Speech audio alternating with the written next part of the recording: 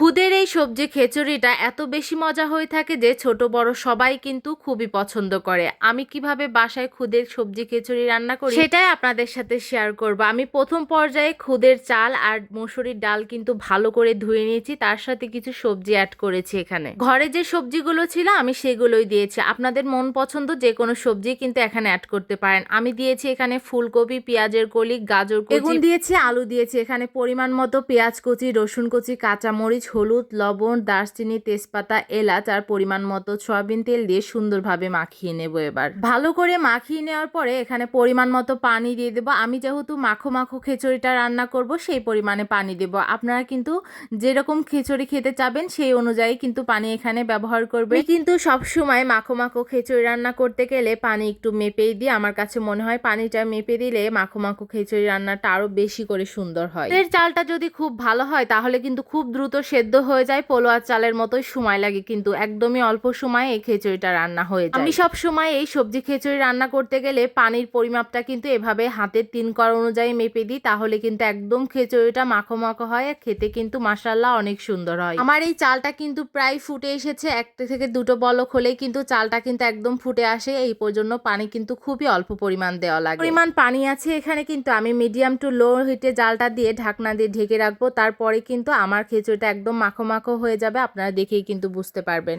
মাশাআল্লাহ খিচুড়িটা কিন্তু প্রায় হয়ে এসেছে, কালার মাশাআল্লাহ অনেক সুন্দর হয়েছে, আর খেতে কিন্তু তার থেকেও বেশি মজা হয়েছে। শীতের এই সকালে গরম গরম খুদের ফেনা খিচুড়ি খেতে কার না বেশি ভালো লাগে। আমার তো মাশাআল্লাহ অনেক পছন্দ হয়েছে। আপনাদের কার কার ভালো লাগে অবশ্যই কিন্তু কমেন্ট বক্সে কমেন্ট করে জানাবেন, আর আমার ফুল রেসিপিটি আপনাদের সাথে কেমন লাগলো সেটা অবশ্যই কমেন্ট করে জানাবেন।